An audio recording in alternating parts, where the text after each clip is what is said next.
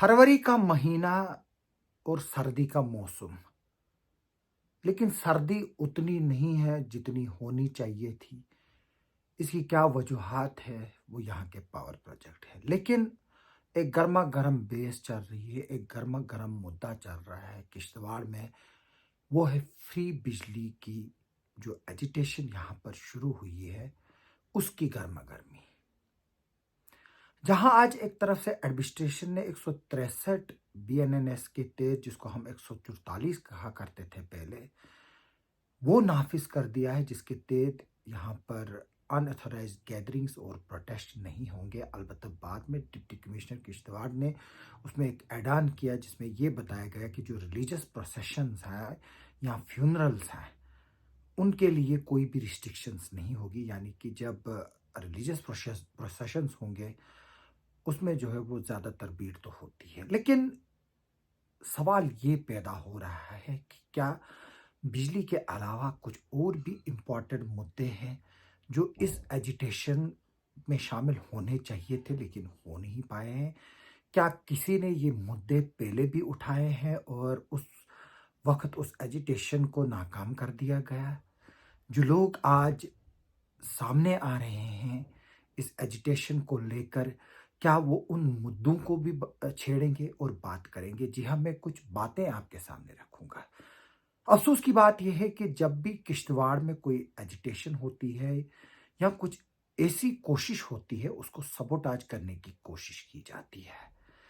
जी हाँ, मेरा इशारा एक एजिटेशन की तरफ है जो डीडीसी चेयरपर्सन ने कुछ पिछले साल और उससे पिछले साल शुरू की थी, जब वो डमरूरू में कई दिन इसी मौसम में, सर्दी के मौसम में, रात को आग जलाकर बैठी थी। सिर्फ इस बात को लेकर प्रोटेस्ट कर रही थी कि लोकल अनएम्प्लॉयड यूथ से उनको इन पावर प्रोजेक्टों में एब्जॉर्ब किया जाए। इसके अलावा जो प्रोजेक्ट अफेक्टेड फैमिलीज थी, उनकी नौकरियां उनको दी जाए, और साथ में जो आरआर प्लान की बात मैं करूंगा, उसको प्रॉपर इम्प्लीमेंट करने की बात चल रही थी। लेकिन हुआ क्या? जो डीडीसी चेयरपर्सन का दफ्तर था, वहां पर लोग शामिल हुए, लोग जुड़े। बाद में क्या हुआ डिविजनल कमिश्नर की मीटिंग में और एडीजीपी की मीटिंग में?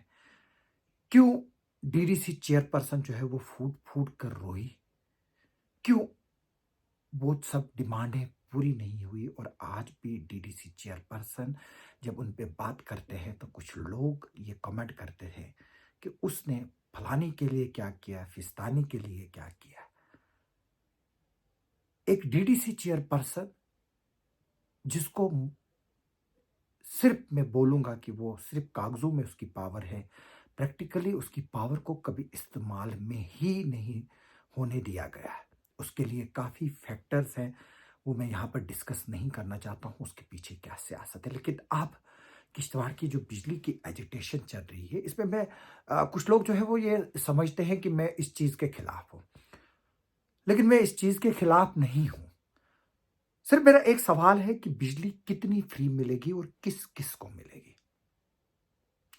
जो शख्स 5,000 यूनिट महीने के जलाता है, क्या उसको सारी की सारी बिजली मुफ्त मिलेगी?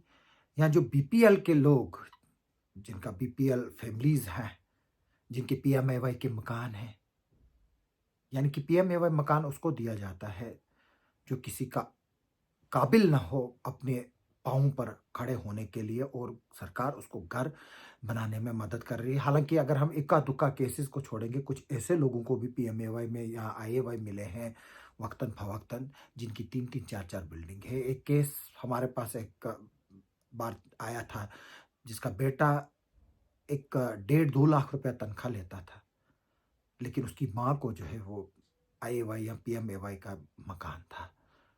तो इस तरह की चीज़ें जो है वो बहुत रेयर हमारे सामने आती है। लेकिन सवाल यही पैदा होता है कि एक स्केल की हम बात करते हैं कि कितनी बिजली फ्री दी जाएगी।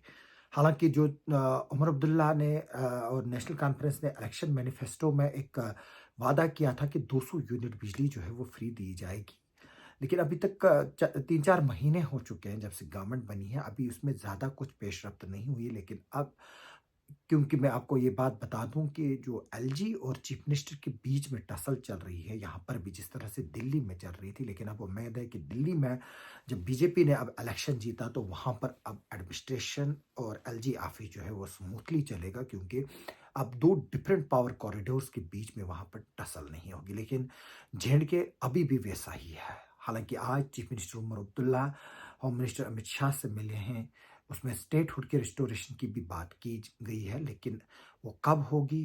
वो तभी होगी जब यहाँ की बीजेपी की लीडरशिप चाहेगी और सेंटर की लीडरशिप चाहेगी। यानी कि आपको स्टेटहुड तभी मिलेगा जब leader of opposition Sunil Sharma पहले दिन ये आकर बोलेंगे कि हमने होम मिनिस्टर के सामने डिमांड रखी है कि वो स्टेटहुड को रिस्टोर करे, और वो ये ऑन कैमरा बोलेंगे कि होम मिनिस्टर साहब ने एश्योर्ड किया है कि स्टेट को जो है वो रिस्टोर किया जाएगा। तो मैं ये क्लियर बता रहा हूँ, ये तभी होगी। उमर अब्दुल्ला आएंगे, वो स्टेटमेंट देंगे, लेकिन उनको भी एग्जैक्ट डेट नहीं पता होगी कि स्टेटहुड कब रिस्टोर होगी। जो एग्जैक्ट डेट यहाँ के leader of opposition Sunil Sharma को पता होगी। ये क्लियर है, ये आप इसमें कोई दो राय नहीं लीजिए। सुनील शर्मा के साथ मेरे अपने इत्तेफाक कुछ चीज़ों के लिए हो सकता है, हमारे कुछ आइडियोलॉजिकल डिफरेंसेस हो सकते हैं, लेकिन आज की डेट में Sunil Sharma leader of opposition है और वो एक पावरफुल लीडर है जम्मू कश्मीर का, इसमें कोई शक नहीं है। और ये जो स्टेटहुड कब रिस्टोर होगी, वो जब तक यहाँ की बीजेपी की लीडरशिप पार्टी हाईकमांड को इस बात के लिए राजी नहीं करेगी, तब तक यहाँ पर स्टेटहुड नहीं मिलेगा। ये एक क्लियर है। चाहे उमर अब्दुल्ला साहब प्रधानमंत्री से मिले, होम मिनिस्टर से मिले, ये एक डेमोक्रेटिक सिस्टम का जो है वो एक हिस्सा है। यहाँ पर अगर हम छोटी बात करेंगे, राज्यसभा के इलेक्शन जो अभी तक होने चाहिए थे वो तक नहीं हो रहे हैं, चाहे कोई भी उन सीट्स पर जीते। ये हिंदुस्तान की हिस्ट्री में मुझे लग रहा है कि पहली बार कि एक इलेक्टेड असेंबली जो है वो मौजूद है, लेकिन राज्यसभा के इलेक्शन जो ड्यू थे वो हो नहीं रहे हैं, जबकि बाकी जगह जो है वो हो गया है। ये भी एक हिस्ट्री है, और वो कब होंगे वो भी अभी किसी को पता नहीं है। इसी तरह से मैं बात कर रहा हूँ, जो किश्तवाड़ के लोग हैं वो इस वक्त फ्री बिजली की एजिटेशन की बात कर रहे हैं। और इसमें मैं ये बात बता दूं कि जो गजटेड ऑफिसर्स हैं, यहाँ जो बड़े बड़े बिजनेसमैन हैं, उनको जो है वो फ्री बिजली नहीं मिलेगी। जो हमारे पास रिपोर्ट्स आ रही हैं, जो फ्री बिजली है फिलहाल जो फर्स्ट फेज में है वो बीपीएल फैमिली को दी जाएगी, जो उमर अब्दुल्ला की गवर्नमेंट का जो प्रॉमिस है वो है। और साथ में फ्री बिजली उसी को दी जाएगी जिसके घर में स्मार्ट मीटर लगा होगा। जी हाँ, स्मार्ट मीटर फ्री बिजली के लिए एक कंपलसरी कंपोनेंट होगा, तभी जाकर वो फ्री बिजली जो है वो फ्री दी जाएगी। और उसके अलावा मैं बात बता दूं कि हम जो है वो असली मुद्दों से भटक रहे हैं। यानी कि जो मैं रोजगार की बात कर रहा हूँ, पावर प्रोजेक्ट में बाहर से लोग आकर यहाँ पर काम कर रहे हैं, और हमारे लोग जो है वो घरों में नौजवान जो है वो बेकार बैठे हैं। अगर हमारे 5,000 नौजवान या 10,000 नौजवान प्रोजेक्ट में लगेंगे, तो वो घर का जो बिजली का किराया है 500, 700, 1,000 रुपए वो आसानी से दे सकते हैं। इस वक्त बिजली फ्री होना जो है वो मेरे लिए इतना बड़ा मुद्दा नहीं है। आप लोग जो है वो इससे इत्तेफाक कर सकते हैं या नहीं कर सकते, लेकिन बिजली जब फ्री मिलेगी वो स्टेट के डिफरेंट हिस्सों को भी मिलेगी, और उसके साथ साथ हमें भी मिलेगी। हाँ, इतना जरूर हो सकता है कि किश्तवाड़ को एक स्पेशल केस लेकर, जहां बाकी यूनियन टेरिटरी में 200 यूनिट फ्री दिए जाएंगे, वहां यहाँ पर जो है वो 300 या 350 यूनिट फ्री दिए जा सकते हैं, वो कंसिडर किए जा सकते हैं। लेकिन जो आरआर प्लान है और जो प्रोजेक्ट के साथ साथ जो डेवलपमेंटल प्रोग्राम्स हैं, उसके लिए सैकड़ों करोड़ रुपया जो है वो पड़ा हुआ है। उसको यूटिलाइज करना है। आपके हॉस्पिटल्स बनने हैं, आपके स्कूल्स बनने हैं, और आपका इंफ्रास्ट्रक्चर बनना है, आपके पार्क्स बनने हैं, आपके एनवायरनमेंट को बचाने के लिए जो है वो पेड़ लगाने हैं, फॉरेस्ट जो दरख्त है वो लगाने हैं। कहीं किसी जगह पर सॉइल इरोजन हो रहा है, उसको रोकना है। प्रोजेक्ट एरियाज में जो है वो आपने प्लांटेशन करनी है। हम जो है वो उस चीज की तरफ ध्यान ही नहीं दे रहे हैं, जो सैकड़ों करोड़ रुपया है। अगर यहाँ पर जो जितने पावर प्रोजेक्ट है, अगर हम देखेंगे मिनिमम अमाउंट जो है वो 800-900 करोड़ रुपया बनता है, जो यहाँ पर एनवायरमेंट के नाम पर जो है वो प्रोजेक्ट में इनकॉर्पोरेट किया गया है। 10% प्रोजेक्ट की जो कास्ट है वो इन चीजों के लिए होती है, जिसका हमें पता ही नहीं है। हम डिमांड कर रहे हैं बिजली के शेयर की, आप डिमांड कर रहे हो फ्री बिजली की। मैं बात कर रहा हूं जो पावर प्रोजेक्टों में पहले 1.5% शेयर रखा था। जब स्वर्गीय मनमोहन सिंह जी ने यहां पर राटले पावर प्रोजेक्ट का इनाग्रेशन किया था, तो उसके बाद उस वक्त ऐलान किया गया था कि 1.5% जो है वो किश्तवाड़ को दिया जाएगा। उस पावर प्रोजेक्ट की जो जनरेशन है वो, यानी कि वो किश्तवाड़ जिले के हेड में जमा होगा। हमें चाहिए कि हम उस 1.5% के बजाय 3% शेयर ढूंढे। जो यहां पर डुलहसनी पावर प्रोजेक्ट है उसका 12.5% रेवेन्यू जो है वो यहाँ की यूटी गवर्नमेंट को जाता है, जो पहले स्टेट गवर्नमेंट थी। हमें डिमांड करनी चाहिए कि इसमें 3% जो है वो लोकल को दिया जाए। अगर मैं देखूं जो किश्तवाड़ के इतने पावर प्रोजेक्ट बन रहे हैं, करथई इवान, Kirthai two, Pakal Dul, Kwar, Kiru, Ratle, Dulhasti second phase, फिर अगर बुरसर भी बना है, तो हमारे को एक दिन में 80 से 90 मेगावाट पावर जनरेशन का शेयर बनता है इसमें। यानी कि 6-7 करोड़ की बिजली का पैसा जो है वो हम पर डे पकड़ सकते हैं किश्तवाड़ के लिए। जो किश्तवाड़ के डिस्पोजल पे होगा वो पैसा जो है वो, उससे क्या होगा? हमारे यहां पर कॉलेजेस बनेंगे, यूनिवर्सिटीज बनेंगी। मेडिकल कॉलेज हर जगह है, किश्तवाड़ में नहीं है। यूनिवर्सिटी हर जगह किश्तवाड़ में नहीं है। लेकिन अब प्रॉब्लम जो है वो दूसरी आ रही है। जैसे ही मेडिकल कॉलेज आएगा, लोगों को डर है, हॉस्पिटल हटेगा, फिर ये प्रोपागंडा किया जाएगा हॉस्पिटल जो है वो मुस्लिम डोमिनेटेड एरिया में है, इसको हिंदू डोमिनेटेड एरिया में लिया जा रहा है। जिस तरह से बस स्टैंड की बात की जा रही, कोर्ट कम्प्लेक्स के लिए जमीन देखने के लिए गए बातें हो रही हैं कि मुस्लिम इलाकों से लेकर जो है वो कोर्ट कम्प्लेक्स जो है वो हिंदू इलाके में जा रहा है। ये कौन सी सोच है? आज हम 21वीं सेंचुरी में रहते हैं। डीसी ऑफिस बना हिंदू डोमिनेटेड एरिया में, तो कौन सी बड़ी बात हुई? मैं तो रोज वहां जाता हूं, मुझे तो किसी ने रोका ही नहीं कि तुम जो है वो यहां पर मुस्लिम हो, तुम्हें यहां आने की इजाजत नहीं है। यह कौन सा तरीका है? हमें इन चीजों के लिए लड़ना है। जब वो पैसा यहां पर आएगा, जो 6-7 करोड़, अगर हम दिन की बात करें, 6-7 की तो छोड़ो, आप 2 ही करोड़ अगर आएगा, वो महीने के 60 करोड़ होता है। हमारे बच्चों की फ्री पढ़ाई हो सकती है उससे। अगर एक शख्स के लिए इंश्योर होगा कि उसके बच्चे की फ्री पढ़ाई यूनिवर्सिटी कॉलेज लेवल तक, इंजीनियरिंग तक उसको जो है वो फ्री मिलेगी, तो हमें 500 रुपए या 700 रुपए की मंथली बिजली फ्री को क्या करना है? जब हमारी मुलाजमतें लगेंगे यहां पर, तो हम तो वो किराया खुद देंगे। सबसे बड़ी बात यह है कि जिस चीज के लिए हमें लड़ना है वो मिनिमम वेजेस एक्ट है। 370 तो गया, इसको बोलते हैं कड़वा कड़वा, थू थू, मीठा मीठा मैं उन पॉलिटिकल पार्टीज को बोलना चाहता हूं जो इसकी आड़ में जो है वो बातें करते हैं। मैंने ये बात पहले भी बताई है, 370 था, मैं तब भी हिंदुस्तानी था, आज नहीं है, मैं तब भी हिंदुस्तानी हूं। मुझे कोई पाकिस्तानी नहीं कहेगा। मैं हिंदुस्तानी हूं, हिंदुस्तानी रहूंगा और हिंदुस्तानी मरूंगा। किसी में इतनी जुर्रत नहीं है कि वो जम्मू कश्मीर को छीन कर जो है वो उसको पाकिस्तान बनाए या चाइना का हिस्सा बनाए। अगर वैसी नौबत आएगी, इधर करोड़ों की लाशें गिरेंगी पूरे हिंदुस्तान में, पूरे पाकिस्तान में। वो नौबत नहीं आएगी, फिर भी नहीं आएगी। तो इसलिए मेरी उन लोगों से रिक्वेस्ट है कि जो असली एक्ट है आप उसको इंप्लीमेंट कराओ। जो हमारे प्रोजेक्टों में लोग हैं, रोज फोन करके बोलते हमें कम तनख्वाहें मिल रही है। दूसरी बात यह है कि जो दिल्ली का, बिहार का, झारखंड का, राजस्थान का, वेस्ट बंगाल का या इंजीनियर है, मुलाजिम है, उसको फुल पे स्केल मिलता है। हमारे जो इंजीनियर है उनको जो है वो 15,000 मिलता है, जबकि जो बाकी इंजीनियर है उनको 40-50 हजार मिलता है। वाह रे वाह!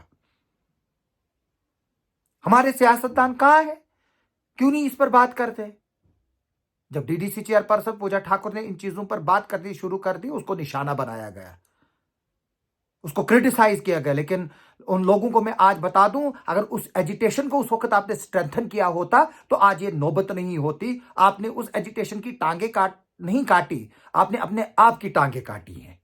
तो मेरी इस वीडियो के जरिए तमाम लोगों से अपील है कि वो इन मुद्दों की तरफ ध्यान दें। मुझे कल भी उधर से फोन कर रहे थे राटले प्रोजेक्ट से, उनको डराया जाता है, धमकाया जाता है, कंट्रैक्टर्स उनको पूरे पैसे नहीं दे रहा है। क्यों नहीं दे रहे? मिनिमम वेजेस एक्ट है। पिछली बार एग्रीमेंट होता है, फिर उस एग्रीमेंट को बैकरोल किया जाता है।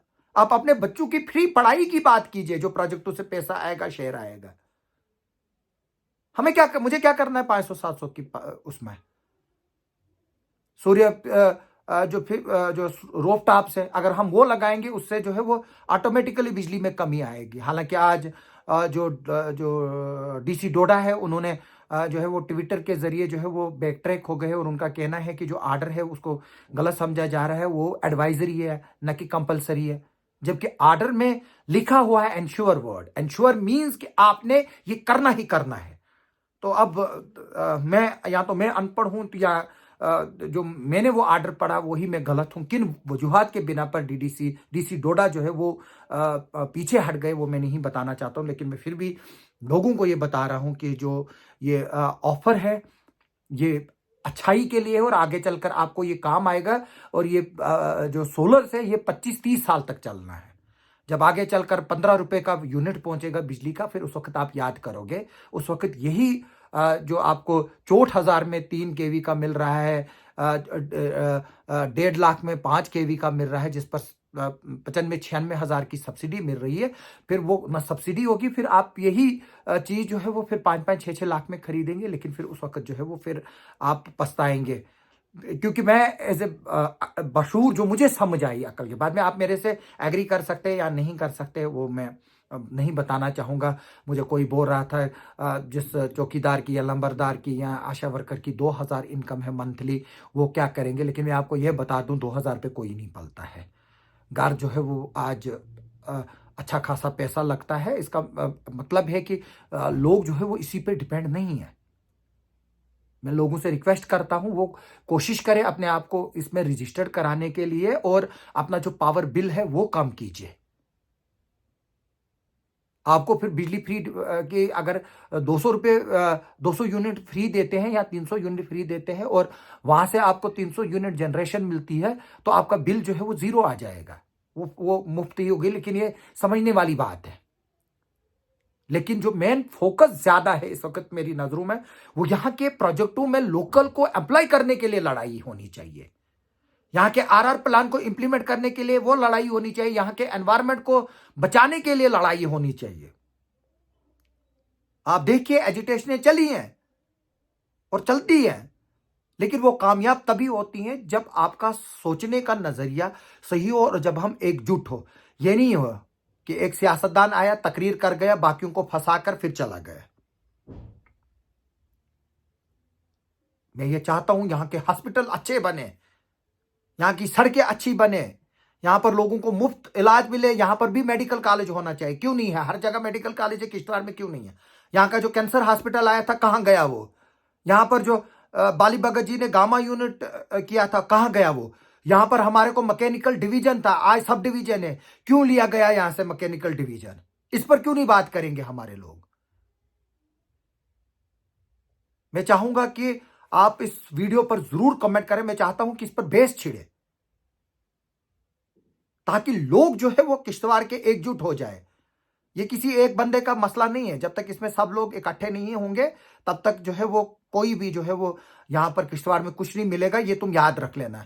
जब तक सजाद साहब अपनी डफली बजाएंगे, सुनील जी अपनी डफली बजाएंगे, शगुन जी अपनी डफली बजाएगी, पूजा जी अपनी डफली बजाएंगे, कांग्रेस वाले अपनी डफली बजाएंगे, जब तक किश्तवाड़ का एक एक इंडिविजुअल खुलूस नीयत से सामने नहीं आएगा, तब तक यहां कुछ नहीं बनेगा। तब तक फिर जैसे चलता है वैसे ही चलने दो। क्यों चंद लोगों को जो है वो आगे झोंक रहे हो? कल उन पर पीएसएस लगाए जाएंगे, कौन निकलेगा? कल उनके खिलाफ एफआईआर लगेंगी, कौन निकलेगा? पिछले दिनों यहां पर जो एनएचपीसी के साथ जो यूनियंस डिमांड कर रही है, वहां पर पे एनहांसमेंट्स की और बाकी उनके खिलाफ पर्चा दिया। उनका लीडर जो है वो अंदर था, मुझे बोल रहा था कि मुझे अंदर डाला। तो फिर कोई नहीं निकलता है। हां, जब हम एक होंगे, फिर नीचे से लेकर ऊपर तक आसमान हिलता है। फिर एलजी भी इधर ही आएगा, फिर चीफ मिनिस्टर उमर अब्दुल्ला भी आएगा, जो अभी तक आया नहीं है। उमर अब्दुल्ला की गवर्नमेंट का कोई मिनिस्टर किश्तवाड़ नहीं आया है। आना चाहिए था ना, कम से कम लिप सर्विस के लिए ही। थोड़े से दो लफ्ज़ बोलते, हम भी मीडिया वाले जाते, कवरेज करते, लोग भी तकरीरें करते, दो बातें सुनाते, कम से कम सुनाते तो, तसल्ली के लिए ही आते, लेकिन नहीं आए। लेकिन इसकी वजह क्या है? इसकी वजह यह है कि हम सब कमज़ोर हैं, हम सब एक साथ नहीं हैं। आइए एक साथ हो जाए और किश्तवाड़ के जेन्युइन इश्यूज को जो है वो पीसफुली उठाए। ये नहीं है कि कल हम प्रोटेस्ट करेंगे, वायलेंट होंगे, सड़क को बंद करेंगे, रोड बंद करेंगे, law and order problem create करेंगे। उसके लिए कोई भी साथ नहीं है किसी के। हमें किसी की मुखालफत नहीं करनी है। अगर डीसी यहां पर है, वो गवर्नमेंट का रिप्रेजेंटेटिव, उसको वो वही चीज करेगा जो गवर्नमेंट उसको बोलेगी और जो गवर्नमेंट की पॉलिसीज होंगी। जिस तरह से एक आम मुलाजिम है, डीसी भी वैसा ही मुलाजिम है। कल को अगर यहां पर गवर्नमेंट ऑफ इंडिया अनाउंस करती है फ्री बिजली दे दो, डीसी कौन होता है? ये जो इश्यू है वो डिप्टी कमिश्नर के लेवल का है ही नहीं। डिप्टी कमिश्नर के पास अभी तक जो है वो कोई भी नहीं गया है। एक मेमोरेंडम में ही लेकर जाते, बोलते ही हमारी ये डिमांड है, आप सरकार तक पहुंचाओ। सोशल मीडिया से जो है वो जंग नहीं लड़ी जाती है।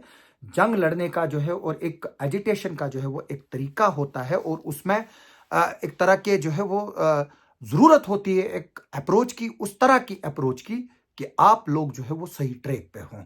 मेरी बातों को जो है वो उम्मीद है कि लोग जो है वो सोचेंगे, जो मैं बता रहा हूं उसको करेंगे। मैं परसों गया था वहां, मैंने अपनी अपनी ढपली देखे, 200 लोग भी नहीं थे।